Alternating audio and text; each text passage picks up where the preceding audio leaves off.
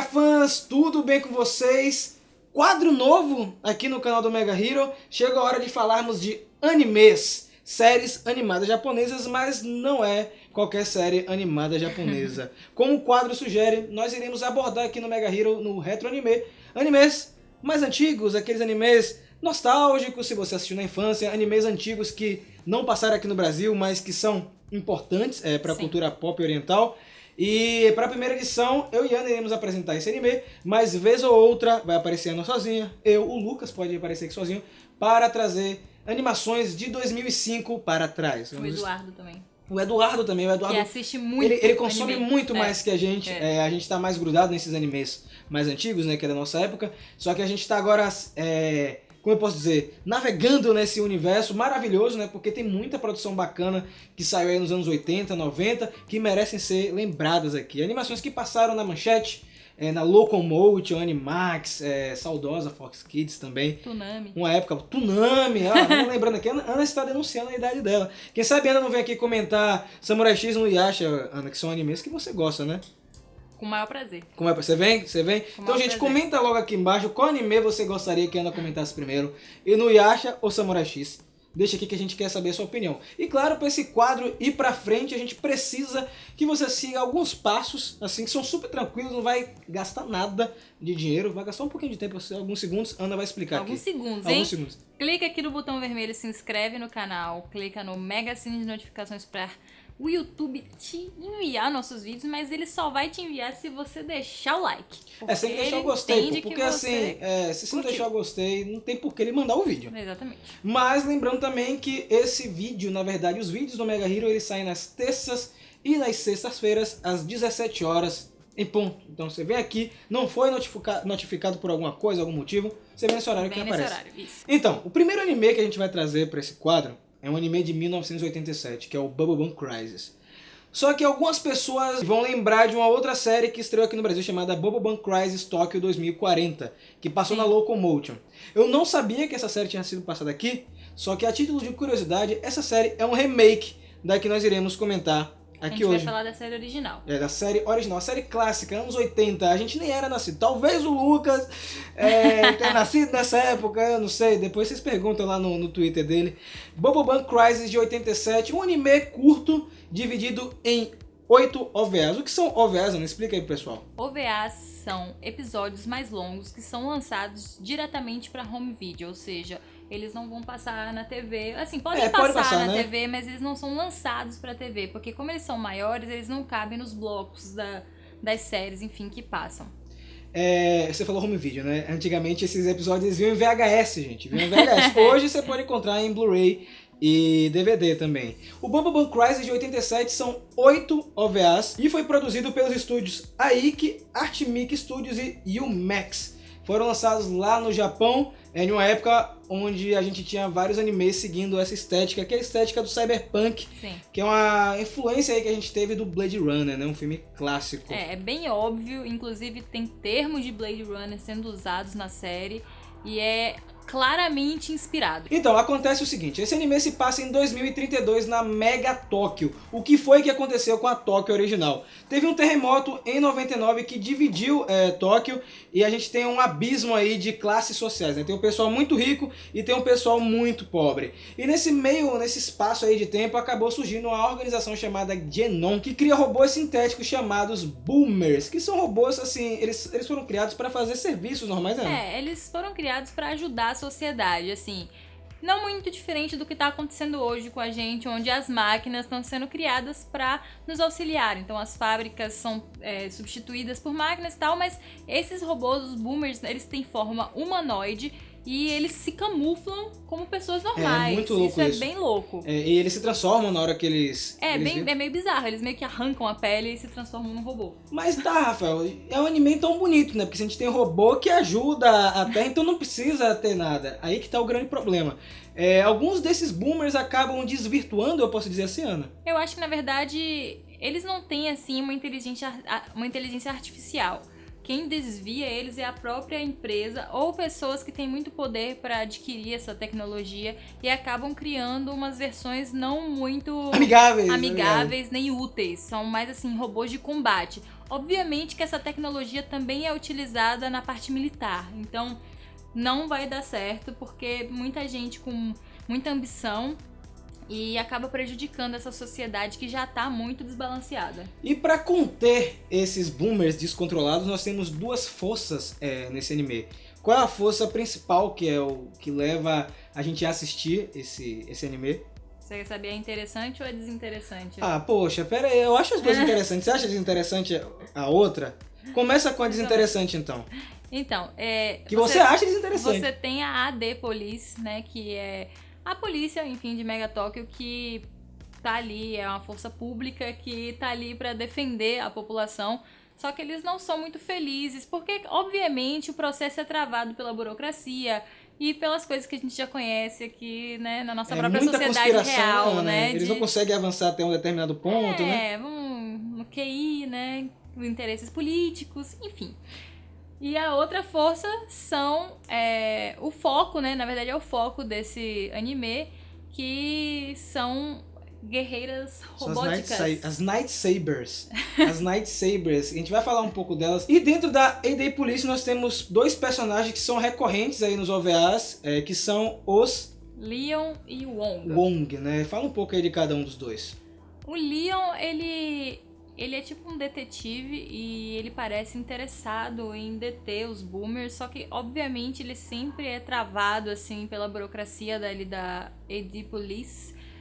Só que, assim, ele é interessado, então ele tá em toda cena de crime, ele busca desmascarar quem tá por trás das conspirações. E vai até o fim, acho tão legal isso. E vai até o fim, e quase morre várias vezes. Verdade, verdade. E tem o Wong, né, que é o parceiro dele, que eu posso dizer também que é um personagem que também quer trazer a verdade em alguns momentos, só que eu acho que ele não tem a perseverança que o Leon tem. Agora vamos falar das protagonistas, porque pra mim o grande charme desse anime são elas, obviamente, porque elas são a capa do Bubble Crisis, que são as Night Sabers, um grupo de 4 mulheres que usam trajes robóticos super tecnológicos, super poderosos, até mesmo melhores que os próprios boomers, né? Fica ali um mistério. Eu acho que eles podiam fazer um OVA novo, seguindo a história, explicando mais sobre. Mas parece que o pai de uma delas deixou uma tecnologia perdida ali, que ele seria para ser dividida com a Genon, mas ele acaba tirando essa tecnologia e deixando para ela. Então, ela é super inteligente, um gênio, é ela que cria os trajes e faz upgrades nele. Que é a Cilia Stingray, né? Exatamente. E são trajes muito superiores a qualquer coisa que essa empresa que produz os robôs tem. Então, obviamente, elas sempre conseguem derrotar os robôs que aparecem. Além da Cilia Stingray, nós temos a Lina Yamazaki, que é uma instrutora de aeróbica. Cada personagem desse anime tem um papel importante, eu digo assim, porque são pessoas normais, gente. Eles vivem as vidas normais, elas vivem no caso, e quando chega uma situação... na verdade, elas são vigilantes. Isso. Elas não são super heroínas. Isso. Elas são vigilantes. Já que a polícia não consegue resolver e elas têm o meio de resolver, elas resolvem e fazem justiça com as próprias mãos. Vamos deixar claro que elas também recebem, Ana, pra fazer esse serviço? Ah, sim, elas recebem muito, até porque pra fazer as atualizações dos trajes, comprar as peças e tudo mais, precisa de muito dinheiro. Então, a gente tá falando de milhões, tá? Cada servicinho delas é 10 milhões, 20 milhões, 50 milhões. Tem uma hora que o cara fala 50, Ana. 50 milhões? 50 milhões, gente. Então, assim, não são serviços... Até porque elas estão arriscando a vida delas contra robôs bizarros, né? Então, assim, eu acho que tem que ganhar dinheiro mesmo. A Lina é uma personagem que eu acho que ela podia ter aparecido mais no anime. Ela é pouco aproveitada, mas é um personagem interessante. Tem um episódio que é focado nela. É uma situação bem bacana envolvendo uma garota e ela. Mas não tem muito o que comentar dela, a não ser que ela é uma Night Saber que está sempre buscando evoluir. Sim. Sempre está buscando evoluir. Muito. Treina bastante e é muito próxima também das colegas. Eu pelo menos enxerguei dessa forma. Gostaria que ela fosse mais explorada. Nós temos também a Nenê Romanova. Gente, pelo nome você já tira aí que parte que ela desempenha no anime, né, Ana? A Nenê foi a minha personagem favorita. Ela faz parte da AD Police. Eu achei muito interessante que elas têm, assim, trabalhos normais e que a Nenê escolheu trabalhar dentro da força da polícia, até porque ela vai ter informação do que está acontecendo dentro da polícia e enquanto ela trabalha como Night Saber. E ela é o cérebro da equipe, tirando, obviamente, a Cilia, que é um gênio, mas a Nenê é aquela hacker de computador que, sabe, consegue acessar tudo. Ela não é tão forte fisicamente quanto as outras meninas, mas assim, elas vão revezando ali pra compensar as fraquezas uma das outras. E o legal da Nenê é que você também sente muita evolução na personagem porque ela se esforça. Só um parêntese assim na série, eu percebi que Bubble Crisis trata muito com o lado humano do que é esse ser humano. Cada episódio tem uma mensagem muito forte. Eu me emocionei em alguns episódios porque eles são bem realistas. Alguns são bem confusos de você entender porque são OVAs soltos. Alguns deles são soltos, então você tem que prestar muita atenção para ver onde é que ele se encaixa na cronologia. Algumas histórias já começam no meio da história para você entender o que está acontecendo, mas cada um desses OVAs passam mensagens fortíssimas. Sim. O episódio 8, que é o último, ele me tocou de uma forma absurda.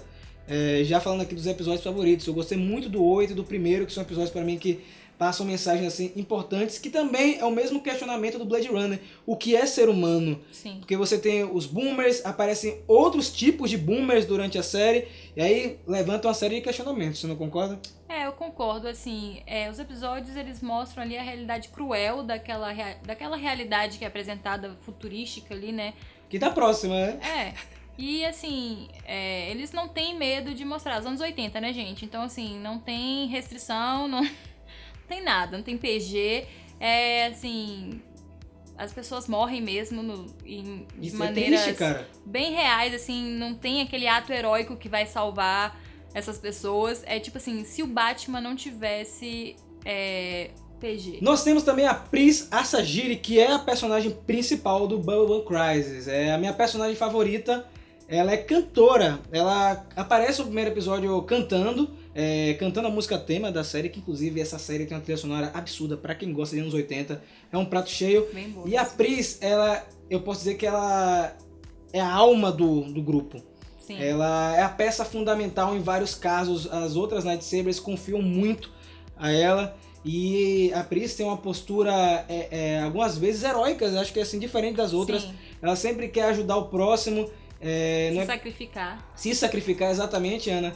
E ela sempre tem momentos, assim, sacadas geniais com o próprio Leon, com outras personagens. Ela está sempre presente em vários núcleos. Eu acho que ela é assim, ela é o elo que une todos os OVAs e todas as histórias.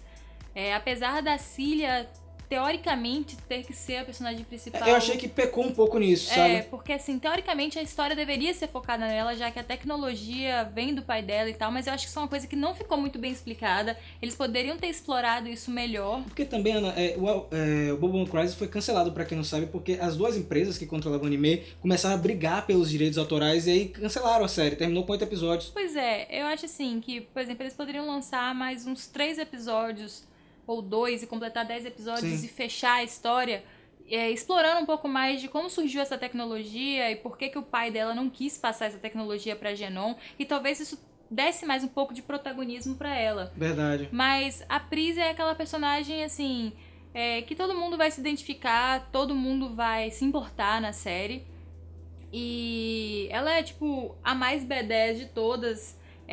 Assim, seria a líder do grupo, apesar de que, mais uma vez, eu acho que a construção foi pra que a Cilia fosse a líder do grupo. Mas eu acho que ela faz esse papel, ela é mais rebelde. Sim, sim. Acho que o jovem se identifica mais com ela. Até porque eu sou jovem, por isso que me identifiquei, pô. Claro. E a Cilia, ela já é uma personagem mais velha no próprio anime. Ela não é uma adolescente, ela é uma mulher já. Sim, sim. Então eu acho que isso influencia muito também na maturidade das personagens. A Nenê é super novinha. A Lina é, tipo, jovem adulta. Seria tipo Ana, entendeu? A jovem adulta. A Pris, eu acho que é uma jovem adulta, mas ela se comporta como uma moleca. E nós temos a Cilia já uma mulher madura. Só pra fechar o hall de personagens, não vou comentar todos, nem eu e a Ana. Tem o Quincy, que é o líder da Genon, que é o vilão principal. Eu não vou contar muito dele, mas também não tem muito pra contar, porque é um mistério absurdo em volta do personagem. Cara, você tem que entender que ele tá por trás de todas as tretas que acontecem. Ele é o responsável. O responsável. Encerrando aqui agora, um detalhe que me chamou nesse OVA, Ana, é a duração, o espaço de um OVA lançado pro Sim. outro, né? Tem um OVA que é lançado em setembro de 87, outro só 4 meses depois. Então você tem Bubble Bump Crisis começando em 87 e terminando em 91. E aí tem um detalhe que eu tava comentando, você consegue ver a evolução, a mudança de traço. Sim. Você percebe assim que o primeiro episódio, né, o início da série, é bem oitentista, a estética, o estilo de animação, as cores, a movimentação, é bem assim, anos 80 mesmo. E com o passar dos OVAs, você vai vendo aquela estética se transformando na estética dos anos 90. Você acha que foi proposital ou foi a evolução natural? Não foi proposital, eu duvido que seja os mesmos desenhistas do primeiro até o último. A equipe de arte vai mudando e assim, você tem que se adaptar ao estilo que tá em voga. Então se o estilo é aquele agora, você muda, então as cores são diferentes, o traço, a maneira que eles desenham as Night Sabers, você percebe que muda completamente. Isso não é uma coisa ruim, gente. Com certeza o pessoal que tava assistindo na época surfou na onda porque tudo tava se transformando, Sim, não era sim. só esse. Agora a gente assistindo em 2019, você vê claramente essa Agora, mudança. eu fico pensando, né? A gente assistiu seguidos os episódios, né? E tem um episódio que um é em 90, o outro é em 91. Quanto tempo o pessoal, Pois é, o pessoal demorou pra assistir? esperou bastante. É quase você esperar Game of Thrones É agora. verdade. É um anime que é popular até os dias atuais, fez muito sucesso também nos Estados Unidos, onde teve um quadrinho adaptado pela Dark Horse, né? Legal. A gente teve uma continuação sim, chamada Bubble Bump Crash, que foram 3 episódios, a gente não assistiu ainda, eu vou voltar pra comentar pra vocês. E como eu disse no início do vídeo, teve o Bubble Bump Crisis Tokyo 2040, que é um remake, e nós tivemos 2 séries da A-Day Police, que contando um pouco os bastidores. Essa eu vou procurar pra assistir depois, porque eu gosto de entender um pouco esse mundo do crime, ver como é que eles resolvem com Sim. poucos recursos, né? Porque comparando com as Night Sabers, 50 milhões. eles estão um pouco atrasados. Abaixo no orçamento. Um pouco abaixo do orçamento. Veredito aí final do anime, você acha que é um anime que representa bem essa estética do cyberpunk? Eu acho que se você tá procurando algo dentro dessa estética, é uma boa pedida. Tem tudo, tem animação, história, trilha sonora. A minha única crítica negativa é que os episódios, assim, eles são um pouco repetitivos na trama. Eu acho que tem caldo pra poder engrossar esse feijão, entendeu? Sim, sim. Dá pra fazer mais com essa história. Eu acho que tem uma mitologia incrível ali, mas que E ótimos protagonistas, acaba né? ficando um pouco repetitivo, mas não tira o brilho da série. É bem legal. O mais legal de tudo é você ter protagonistas femininas. Então isso é uma coisa que... Numa época, né, Ana? eu acho incrível você ter uma série focada num grupo de 4 mulheres que não precisa de ninguém, viu, gente? Não precisa de ninguém. Elas se viram, elas mesmas são super autossuficientes. Então, pra mim, eu acho que vale a pena conferir. E você já assistiu Bubble Bump Crisis de 87, não o que passou na Locomotion? Comenta aqui, deixa seu comentário, eu quero saber sua opinião. E se foi suficiente pra eu, a Ana, convencer você a procurar essa série se você não assistiu. E qual outro anime você gostaria de ver aqui no quadro Retro Anime, tá bom? Nos vemos no próximo vídeo e desperte o herói que é em você.